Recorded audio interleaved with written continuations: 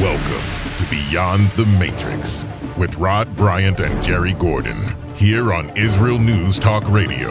Unplug, strap yourself in, because you are about to move beyond the Matrix.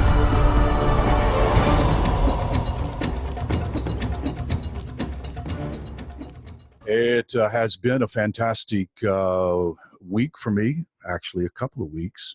Jerry, I spent some time with my grandchildren, which I hadn't seen in a long time. And it's really nice to, you get to FaceTime them every day just about, but it's nothing like taking your grandson and punching him and rolling around on the floor with him and having sweet tea time with your granddaughter.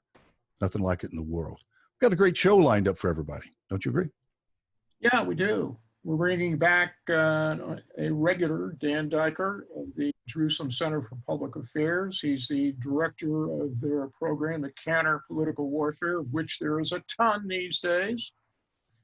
And interestingly enough, we're going to be talking about, are American blacks really anti-Semitic?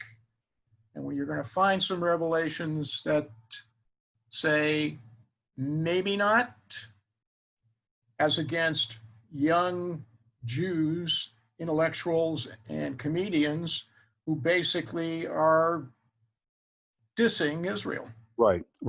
And look, we want to make this very clear. The reason why the subject matter even comes up in a conversation is the connection between BLM, Black Lives Matter, and BDS, which is an organization that is vehemently anti-Israel, and also the connection between Farrakhan and these organizations. So when you are finished listening to this show, hopefully we will have given you enough information to bring you out of the matrix and bring you into knowledge and understanding so that you can become a better person and make the world a better place. So, Jerry, this is going to be a great show. Guys, don't go away. We'll be right back with Dan Diker and a whole lot of good information. I'm Rod Bryant, and along with Jerry Gordon, and our guest, who is not a stranger to Beyond the Matrix, is Dan Diker. He is the director of programming for the Counter Political Warfare at the Jerusalem Center for Public Affairs. It's all narrowed down to JCPA. Dan, we spoke a couple of weeks ago. We wanted to bring you back on the show. There are so many things happening within the news cycle that is very alarming. And I believe, as Jerry and I were talking before the show, most vocal, nonverbal conservative individuals who have their mind about them, understands the state of Israel, can see through the lines of BLM. They say nothing because they think, it'll blow over in time. But we're seeing this beginning to morph into something that is very dangerous. And now we're talking anti-Semitism. We're talking about Marxism, communism. It's a chance to formally begin a change within the culture of not only America, but even in possibly Israel. So I want to have a good discussion about this. You published a controversial JCPA paper on the alignment of Black Lives Matter with BDS. How disturbing are those anti-Israel links between the leaders of BLM and the Palestinian BDS activists? I think nice to see you, Rod. Thanks for having me on the show. And shalom to you and Jerry. It's always a pleasure to be with you, because I actually pretend that I'm in Florida, and it makes me feel like sunny and warm and cheery, even though I love being in Jerusalem. And I'm speaking to you now just outside Jerusalem from Gush Etzion. And I'd like to just share with you that I think that the brief that you're referring to, which was called the alignment of Black Lives Matter and BDS, implications for Israel and the Jewish diaspora, was not controversial at all. It was basically an expose of trends that are disturbing, but did begin some years ago. We've been following those trends. Specifically, this convergence between Black Lives Matter and the movement for Black Lives, which is a radical subgroup of the Black Lives Matter network and the Palestinian political warfare movement known as BDS. We saw that convergence turbocharge in 214 during the 214 Hamas war from Gaza opposite Israel, and that was followed that war, which of course was supported by the Iranian regime and included all these terror tunnels that were dug into Israel.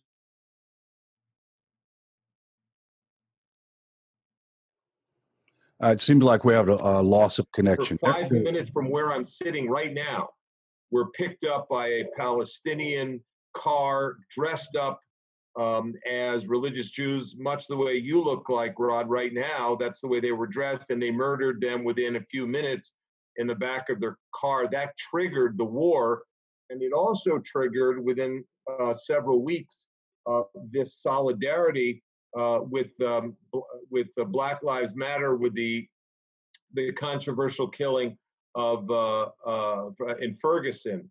I believe it was Trayvon Martin in Ferguson under very suspicious circumstances between him and the local police department there in Ferguson. That solidarity began to, at that time, morph into something much more serious afterwards, in which there was sort of a one-to-one relationship that was created between the type of what the BLM folks in America call, the institutional state-sponsored racism against Black Americans, and the Palestinian issue in the West Bank and Gaza.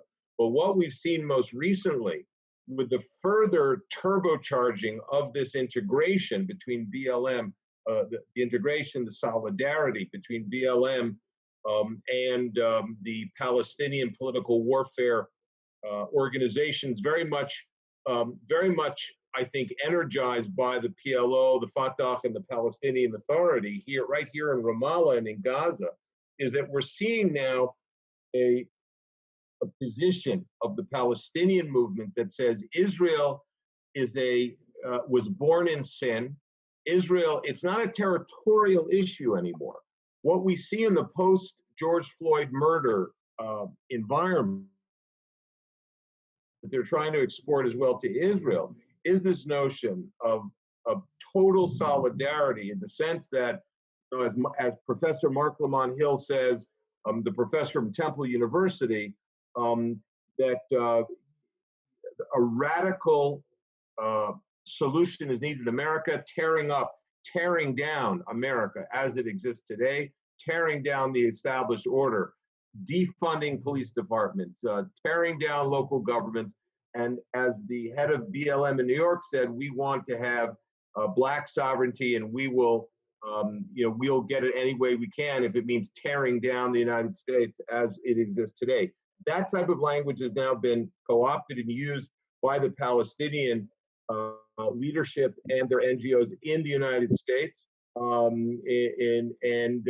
referring to what they call 48 Israel, which is the state of Israel as we know it today, within the curtailed 67 lines, as well as the West Bank and Gaza. So they don't make any differentiation when it comes to Israel between pre-67 Israel, post-67 lines in the West Bank, Judea and Samaria, and Gaza. All of that for them is Palestine, which has to be liberated in their view, and then rebuilt as the 23rd Muslim majority Arab state in the Middle East.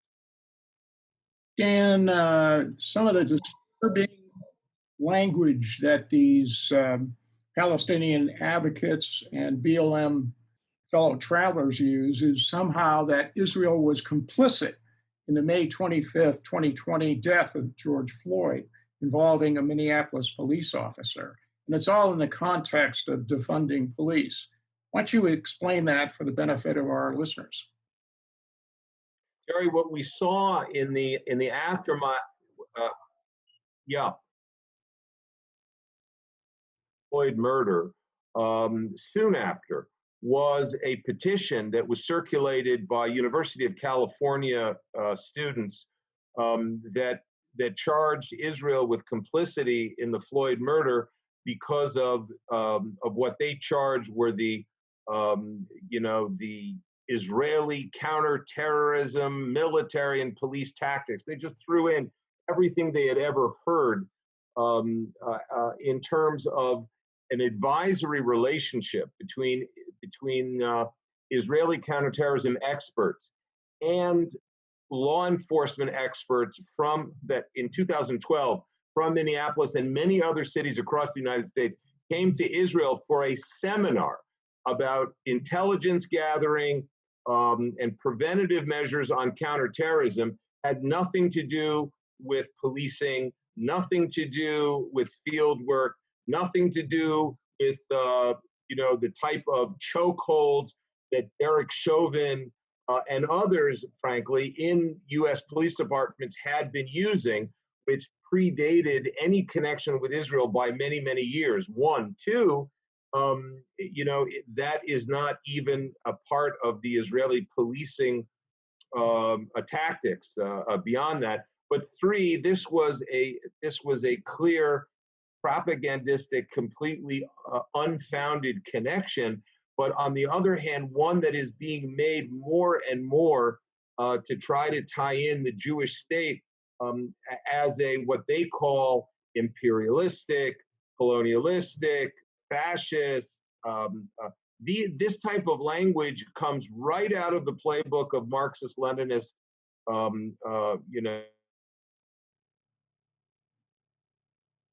applied to the United States the way it's being applied to Israel and vice versa.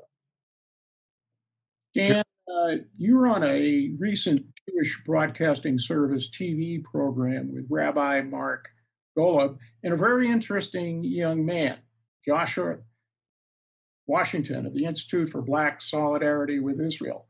Explain to our audience how you are working with Mr. Washington and what his views are.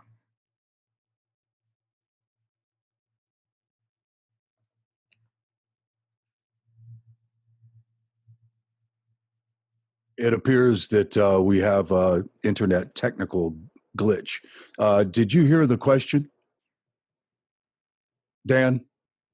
Yeah, the question was, if I understood the question, was it to expound a little bit upon the discussion that Joshua Washington and I had with Rabbi Marc Golub on the Jewish Broadcasting program very recently? Also, the two of you, your relationship and what you are doing together. So Joshua Washington is the assistant director of an organization called IBSI, the Institute for Black Solidarity with Israel. And he's the son of the very well-known and highly respected pastor, Pastor Dumasani Washington, who has a very prominent congregation in Stockton, California, and is very well respected as one of the senior people at QFI, Christians United for Israel. And so Joshua and I came to know one another as well through his wife. Are you guys hearing me? Yes, I hear you very well, but we're going to have to go to a break. So can you just hold that and let's come back from the break? And all right, very good. Question. Yeah, you're listening to Beyond the Matrix here on Israel News Talk Radio. We have Dan Diker along with us, and we're talking about the convergence of the Black Lives Matter with BDS, et cetera, anti-Israel. So don't go away. We'll be right back after these very important messages. Okay. So we lost you about 3 times during the discussion, but I don't think it's enough to. I'll probably just edit it out if that's all right with you. Sure. Okay. Go ahead and schmooze amongst yourselves. We're still recording video. By the way, guys on YouTube, thanks for watching. Make sure you leave us comments. We really appreciate it. So Dan, when we come back, you can follow up on your relationship between the two groups, why it's important, what future developments there may be related to that. And you can point out any of the unresolved issues that were left hanging, so to speak, at the end of the discussion on the program. Then we shift into the more disturbing aspects of why you've got young Jewish intellectuals and actors and comedians essentially dissing Israel and Jewish heritage. Sure. Easier said than done. Yeah, well, what's happened here is that there's been a reversal. There's been a complete reversal of group identity between the American Jewish community and Israel's. Remember, Israel has over 7 million Jews. The United States has about 5.2. So the center of Jewish life in the world today is in Israel. And I think that poses a great threat to a lot of American, particularly non-Orthodox Jewish Americans, who had really always felt that America was really the center of Jewish life, and Israel was kind of a satellite and perceived as sort of a weak actor and one that needed to be assisted. And Israel's paid a high price for being strong economically, strong in terms of being able to defend itself, and has been, due to a number of factors, recast as this sort of almost like a non-Jewish imperialistic state. And this fits with this very, very strong move to the left, progressive and even radical left in the American discourse, and where Jews are playing, unfortunately, playing a large role, and it is going to come back and haunt them and kill them in terms of anti-Semitism, because regardless of who wins the election, if Biden wins the election, you're still going to have 40% of the country saying who's leading, who caused the loss, and then Jews are playing a very prominent role. J Street, Peter Beinart, they're playing a big role in. They have been in targeting Trump. So make sure that we put this in the dialogue in the actual show. This is going to be on YouTube, obviously, but this is really important stuff to be said.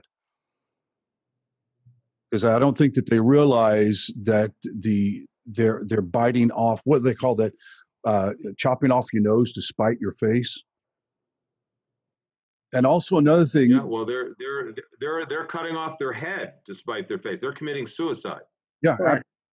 I'd also want to hit on how can people get involved. What can the individual listener do to be informed, and where can they go to get some of the documentation that you have documented about BLM and BDS? Also, I would like to somehow swing so that the individual watching, especially Black Americans, need to understand that we're not lumping every Black America into BLM. No, not at all. Not at all. I want to make that very clear. Yeah, and just like I believe that the radical left in this country are different from liberals. I didn't have that. Dennis Prager kind of speaks of that, but I would say that the true activist people that are Black that want to see a change in good society, they need to understand that BLM is not who they are. That's the big point. So, okay, so we're about ready. I think that yes, we're ready to go. So stand by. Let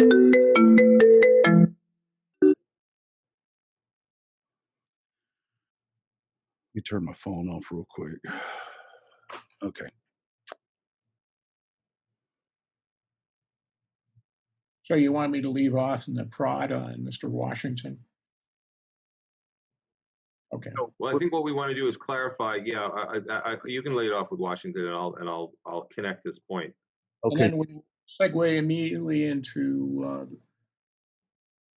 Beinart and Reuven as exemplars. Beinart, Ben-Ami, and right. Yep. Okay, let's roll. 2 and 1. Welcome back to Beyond the Matrix, here on Israel News Talk Radio. We appreciate you sticking around during the break. I'm Rod Bryant. We have a person that is a regular here on Beyond the Matrix, Daniel Diker. the director of the program to counter political warfare at the Jerusalem Center for Public Affairs, JCPA. And Dan, before we went to the break, at which I so rudely cut you off, you were telling us about your latest interview with Rabbi Marc Golub and Josh Washington. Why don't you go ahead and pick it up?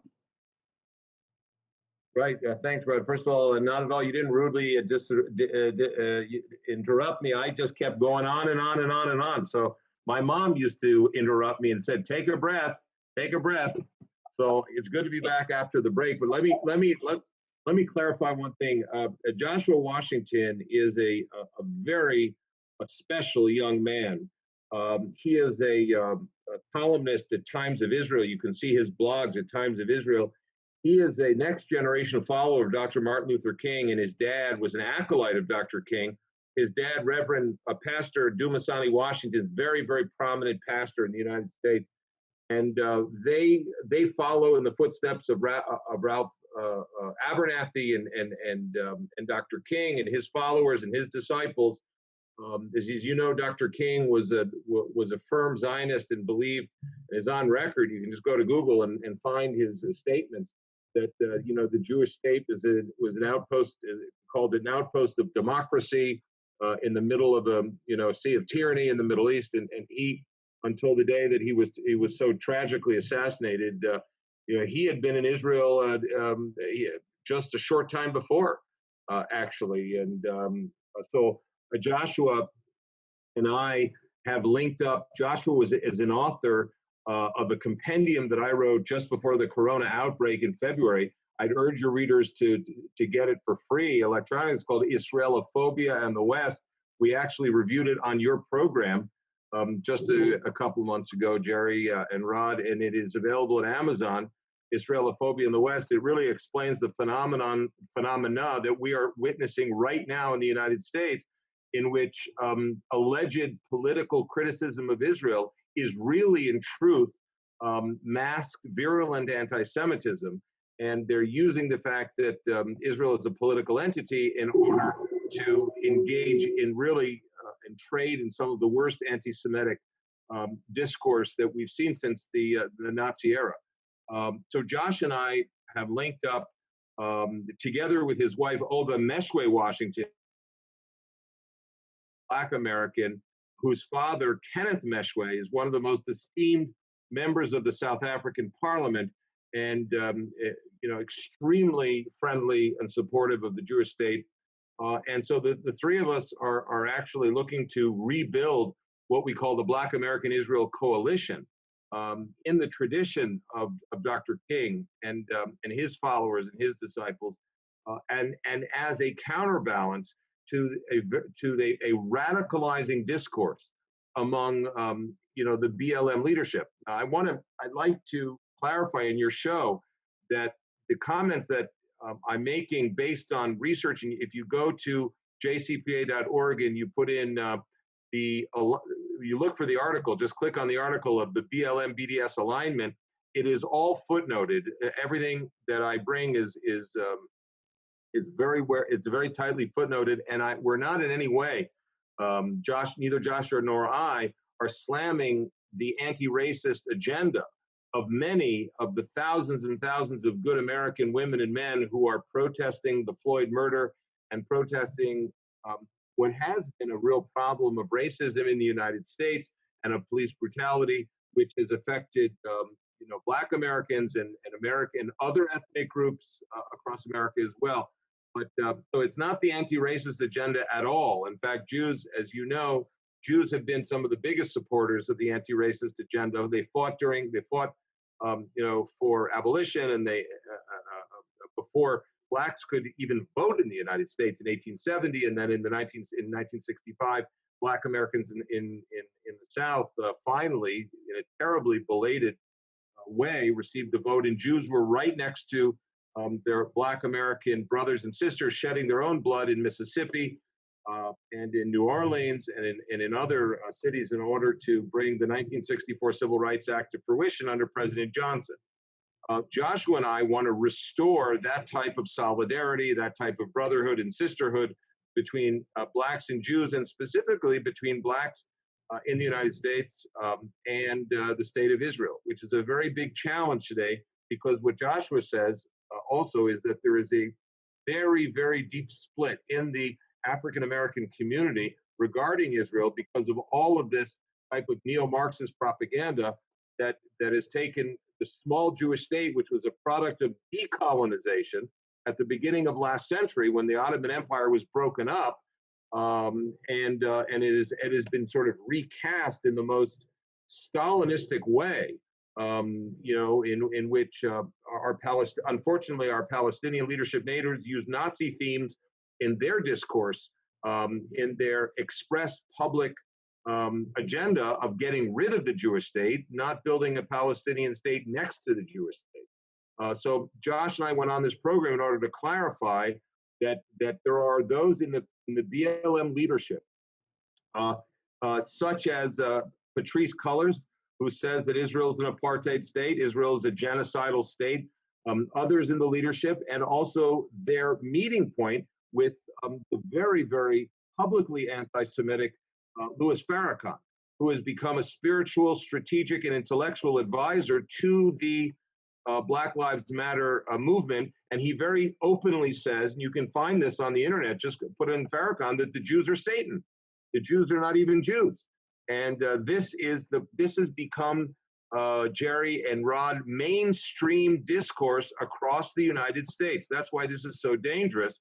It is a mob discourse that uses Nazi themes, Stalinist themes, and puts Israel and even individual Jews on the target list. Jerry, go ahead. Let's segue to some other disturbing developments that involve American Jews, and in particular, Peter Beinart's recent provocative essay and the behavior of a Canadian Jewish comedian and actor, Josh Rogan, who this weekend is being lionized in his American film called The American Pickle.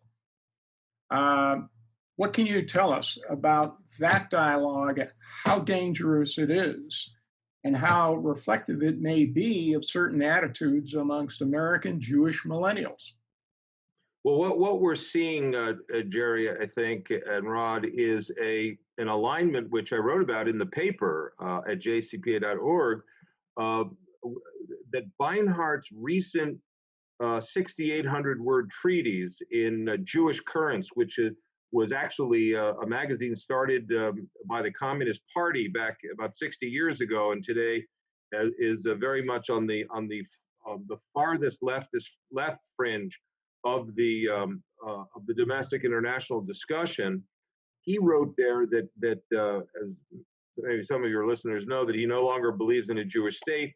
So he's moved from being sort of what he called himself a liberal progressive critic of Israel, to being an opponent of the existence of Israel as a nation state of the Jewish people. And what's so troubling about Beinart's piece is that he's a very, very intelligent, learned young man, and he should be a great asset to the Jewish community.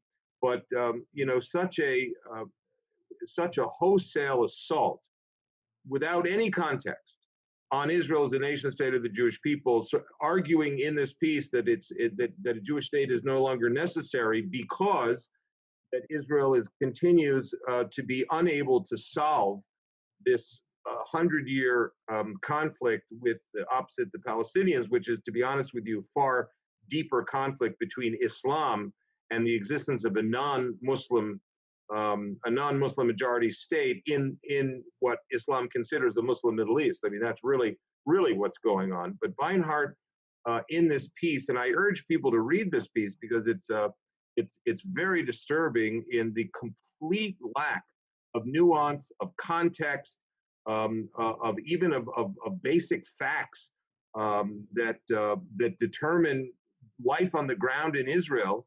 And he gives the Palestinians a complete pass, as if they're not even an agent in this entire conflict. The fact that since 1936, the Arab Palestinian leadership has refused 10 consecutive offers for their own sovereignty doesn't play into his analysis, nor does the fact that Arafat to Mahmoud Abbas, between the two of them, have denied, opposed, and turned down the last 6 consecutive offers since Oslo. The Oslo peace process began in 1993. So he basically holds Israel completely and unilaterally accountable for its own this impasse between us and the Palestinians, and that's why he says that under these circumstances, the state of Israel shouldn't exist. I call him, well, he's a non-Zionist, but Zionists like Jeremy Ben-Ami, who I'm not sure is a Zionist either. He's a Zionist. He's what I call a contingent Zionist, and is a Zionist only as a reflection as if you can create a Palestinian state in his image, sitting in Washington D.C., or in Beinhart's image, sitting in New York. So they have no skin in the game. They basically try to undermine Israel by, in Ben-Ami's case and J Street's case, by moving members of Congress to vote against Israel, and this is what creates the Seth Rogen phenomenon, where Seth Rogen, who is an uneducated, assimilated Jew, says there's no reason for a Jewish state, and he has so many millions of followers. He completely influences the public discourse. When we get back from the break, I would like to pick it back up there because I have a couple of ideas or thoughts about Seth Rogen. There was a bit of empathy from my part toward him because of the fact that he is not a very well-educated person when it comes to his Judaism and about Israel. And we'll talk about that in a little bit. Look, guys, don't go away. You're listening to Beyond the Matrix here on Israel News Talk Radio. We'll be right back after these messages. Okay, guys, stand by. When we come back, we will address Mr. Rogen and then ask you 2 questions concerning Israel. Okay? Who and what is behind the protests? Yeah, I was wondering if we was going to get to that. Yep. And also, given the apparent failure to reach a budget bill, will there be new elections in Israel? That's it. That closes off the program between those 3 elements. Okay. Thanks. I'm trying to get. You have to be out of your place by 7:15? Yeah. Okay, we should make that. Not a problem. 7:20 is okay. Yeah. Okay. You can make it beyond that. How long is the program scheduled for? 50 minutes? Yeah, about 50. We do, well, excluding the introduction, we do about 33, 34 minutes.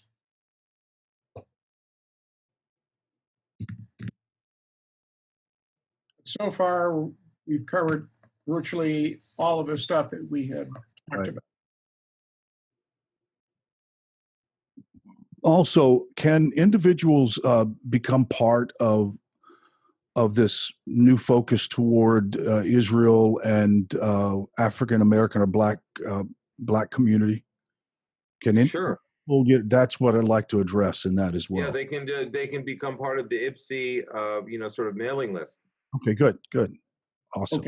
Okay, stand by. Let me run this through. Let me make sure it queued up right. Stand by.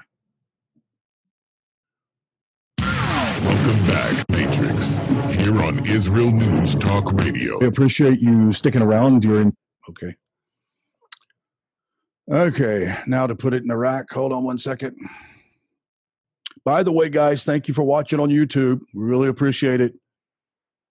We've been getting excellent reviews and views on YouTube, and it makes a difference when you make comments.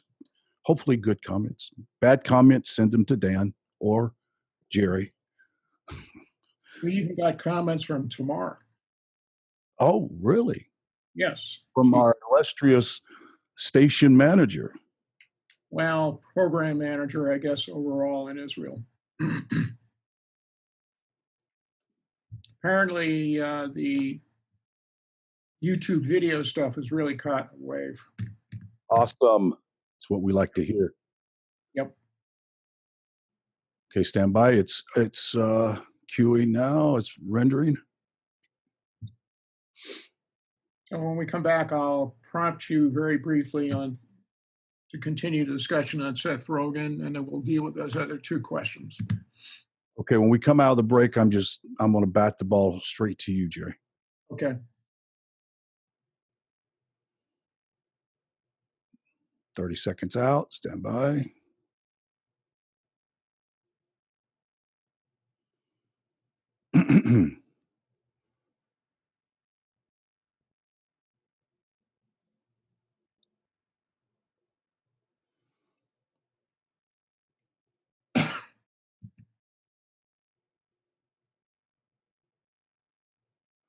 Okay. In 3, 2, and 1. Welcome back to Beyond the Matrix, here on Israel News Talk Radio. We are in the third and final segment with Dan Diker. We were talking before the break about Seth Rogen, and the comments that he made were, quite shocking to a lot of people.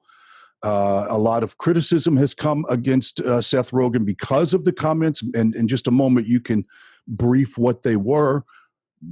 But there's a little part of me that's the empathetic kind of guy that says,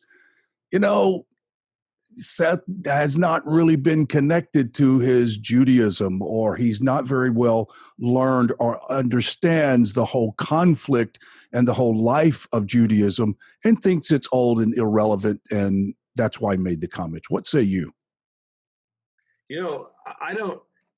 Seth Rogen, first of all, is a very funny guy. He's a great comedian. I watch his stuff. Amen. And from his point of view, he probably made sort of a half humorous comment, which he then tried to couch in tweets that his mom made him apologize to Isaac Herzog, the head of the Jewish Agency. But from his point of view, he's probably saying, I don't understand what all the hoopla is about. What is all the hoopla about? I'm a Canadian Jew. I'm proud to be a Canadian Jew. I identify as a Canadian Jew. I'm not an observant Jew. And what the hell do we need Israel for? I'm free in Canada. And many American Jews are saying, I'm free in the United States. And this has always really reflected the deeper tensions between American Jews other than the Orthodox community and Israel, because the identification with their own history, their own present, and their own future as Jews is becoming less and less attractive as a national identity, or a peoplehood-national identity that actually has sovereignty attached to it, called the nation state of the Jewish people. And this has been, I remember in the 1980s, part of the conservative movement at that time myself, hearing tremendous criticism about the Israeli rabbinate from the non-Orthodox rabbinate in the United States. And you just began to feel those tensions swirling then following the 1982 war in Lebanon, which was that's the first Lebanon war in which Israel was accused improperly. When you come to Israel and you understand what really happened, but was being accused of being sort of an offensive player as opposed to being a defensive player in 1982, opposite the PLO takeover of southern Lebanon, and then the Iranian infiltration into Lebanon in that very year. But without context, from your point of view, meaning in the United States, or from Seth Rogen's point of view, he's probably saying, I really don't understand what the whole deal is. But so what I'm saying, the problem is much deeper, Rod. It's a much deeper problem, Jerry. And the problem is one of certainly assimilation, deep assimilation, and identification of Jews as being sort of what they call tikkun olam, the idea of repairing the world, which is a Jewish idea, but it's been in a way de-Judaified and universalized, and that's where you get so many Jews co-leading in the BLM BDS space and working actually against the existence of Israel as the nation state of the Jewish people. It's a very, very serious development, and organizational Jewish leadership is going to have to deal with this. And thus far, those organizations, which are largely on the center left, or in the liberal space, in order to engage and embrace as many Jews as possible, have not stood up to this evolving and rolling a phenomenon. Jerry, go ahead. And let's turn to Israel. There have been massive protests in Tel Aviv and in Jerusalem. And there's a question about whether there might be in the future elections if the Knesset doesn't come up with a budget bill. So let's take the first question first. Who and what is behind these protests in Israel? Let's be very clear about what's happening here. The protests are not a function of the ongoing coronavirus and the spike in the infection rate, and it's not a direct output even of the economic difficulties that Israel and many Israelis are going through. This is a political movement even by former military people and politicians, including Ehud Barak, who want to get rid of Netanyahu at any price. They do not accept the democratic results of the last election. What they, in my view, they couldn't beat Netanyahu at the polls. Netanyahu is on trial, indicted and accused in 3 different cases. That is proceeding. So the legal the court system is working well. The justice system is working well. Everything is going as it should. But these very vociferous, very aggressive, even violent demonstrations are an attempt to try to pressure Netanyahu to resign, even 3 months after he was elected, with a very confident majority to lead this what's called the National Emergency Coalition government. That does tie in to another problem, and that is that there is a lot of tension between the 2 major coalition partners, the blue and white faction and the Likud faction, particularly over the budget, as you point out here on the show. Netanyahu wants to pass a 1-year budget, which essentially would just refer to the next 6 months, the end of the year. And then the blue and white faction, as it was agreed in the coalition agreement, it must be said, wants to stick to that agreement and pass what was called a 2-year budget, which would bring Israel to the end of 2021. Netanyahu doesn't want to do that because the dynamic of the corona virus and the concomitant the deep economic dislocation and unemployment, he feels requires a different type of emergency budget for the next 6 months, and they should pass another budget in 2021. Now, they did agree in the coalition agreement to have a biennial or a 2-year budget, a biannual budget, and yet he is insisting on passing the 1-year budget. If they don't agree in the next 3 weeks, there's an automatic legal mechanism that will disband the Knesset and force Israel into new elections. Okay.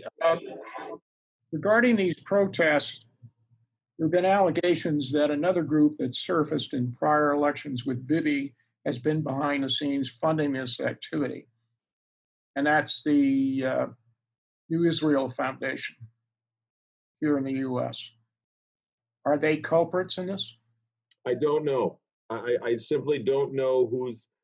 It doesn't take a lot of money to fund, 1,000 or 5,000 people to come out on Motzei Shabbat and make a lot of noise, in Reuven Square in Tel Aviv or outside the Prime Minister's office in Zion Square in Jerusalem.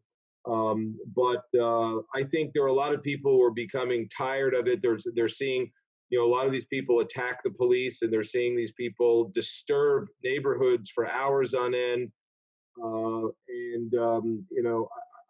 It is certainly you did have up to 10,000 people at one point. Look, let's be very clear. Politically speaking, and everything in Israel is a political act, from using the restroom to getting your mail. Not to mention things like economy or the Iranian threat to our north, and so on and so forth. So let's be very clear that there's really no Labor Party to speak of, right? There are a lot of people who voted Labor in 1992 when the Labor Party garnered 44 seats and formed the coalition in 1992. And you know where there are two members, the two remaining members of the Labor Party are in this coalition. The Labor Party is currently polling at well under the minimum threshold, meaning the Labor Party has wiped out between 1992 and now. And the reason is because they never learned the lessons of Oslo, the Oslo disaster, which is, in my view, the worst self-inflicted political wound that any democracy has brought on itself in the last 60 or 70 years. But that's what's happened to the Israeli left. So the Israeli left is not a political force in Israel today. So they want to be a force on the street, certainly to express deep frustrations with Netanyahu, who has been in. This is his fourth consecutive coalition, and it's his fifth government. And the left establishment in Israel is saying, where did we go wrong? How could this guy possibly, together with the right, or the nationalist parties, be ruling our country for so many years? That is good commentary on the situation. I am just thrown back with the idea that this is a complex situation. I mean, it's not a simple situation, especially for people on the outside to understand. However, it looks like because the left has lost their grip on Israeli politics, all they can do is kick and scream now. I'm not sure if that's going to be very effective when it comes to endearing themselves to the heart of the rest of the citizenry. We're coming to the end of the break. Could you please take time to tell people where to go so they can get more information about being actively involved in some of the endeavors that you are involved in? Yeah, first of all, I'd be very honored if people would follow me at Dan Diker, one word, Dan Diker 84, one word, on Twitter, Dan Diker 84, or you can contact me at Diker at jcpa.org, or come to the website at jcpa.org. You can get all of these research briefs that we're talking about, which are cogent, they're to the point, and they're not long, and they're constantly refreshing on all these issues, whether it's BDS, political warfare, anti-Semitism, Iran, the Palestinians. We have the best experts anywhere on these issues, and we publish in English. We refresh every day or two. Dan, thank you so much for being an amazing guest. We appreciate it, and hope you have a wonderful evening. I know you've got supper with some Arab family. We're really proud of the work you're doing, and we're all going to say shalom, shalom. Shalom, shalom to you in Florida, and God bless. Hope to be back with you soon. Yes, absolutely. Okay, guys, that's going to conclude it. Jerry and I will wrap up the beginning, do the intro, and we'll send you links when they get posted. Wonderful. Okay. Great. Okay, Dan, we'll talk to you later. Good to talk to you guys. Okay, thank you. For our YouTube guest, I want to thank you for watching Beyond the Matrix. Really important that you guys help to spread the word about Beyond the Matrix by sharing the video on your Facebook or social media platforms.